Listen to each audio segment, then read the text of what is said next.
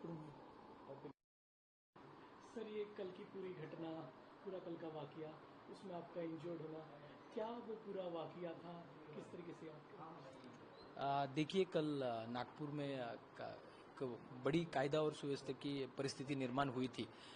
उसमें क्राउड बहुत बड़े पैमाने पे जमा हुआ था। उसके बाद पत्थरबाजी हुई, बहुत सारी गाड़ियों की भी तोड़फोड़ उसमें दिखाई दे रही है। बहुत सारे सीसीटीवी फुटेज भी हमारे पास अवेलेबल है, जिसमें कुछ असामाजिक तत्व हाथ में शस्त्र वगैरह लेके भी घूमते हुए नजर आ रहे हैं। लेकिन कल ये पूरी परिस्थिति नियंत्रण करने के लिए नागपुर शहर के CP sir Ravindra single sir खुद ग्राउंड पे वहाँ पे अवेलेबल थी। हमारी डिफरेंट टीम्स भी थी वहाँ पे। लेकिन जिस तरह से पत्थरबाजी हर दिशा से हो रही थी, उसमें अपने कुछ अधिकारी, कुछ अमलदार इंजर्ड भी हुए हैं।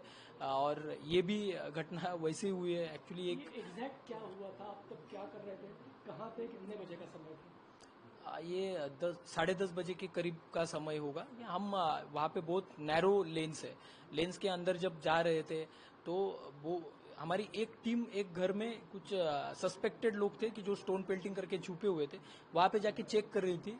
और उतने में एक 100 लोगों का क्राउड एक दूसरी गली से अचानक वहाँ पे आया।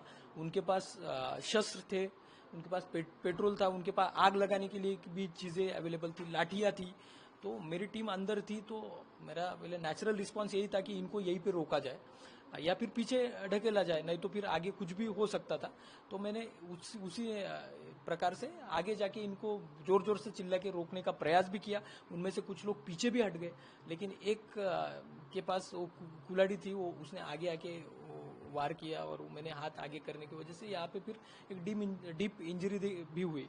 लेकिन थैंकफुली कि हमारी टीम में से किसी को कुछ हुआ नहीं, सब लोग वहाँ से सेफली बाहर निकल आए।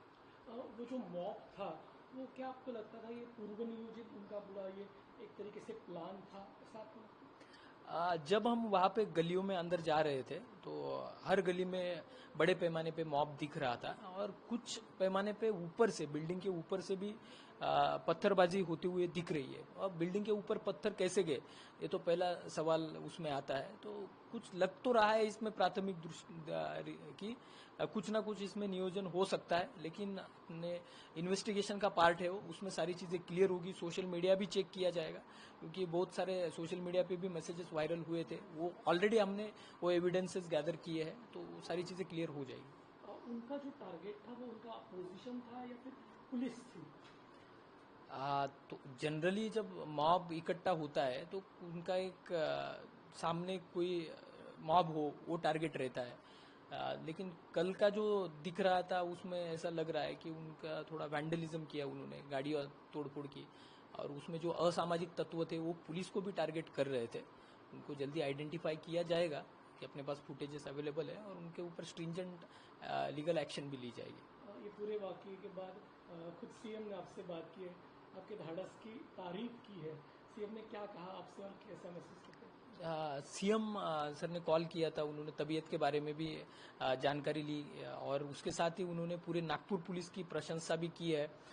उससे डेफिनेटली नागपुर पुलिस का और इन जनरल महाराष्ट्र पुलिस का एक कॉन्फिडेंस बढ़ने में मदद होगी, और इसके आगे भी फ्यूचर में हम ऐसे ही करेजियसली काम करते रहेंगे। Thank you.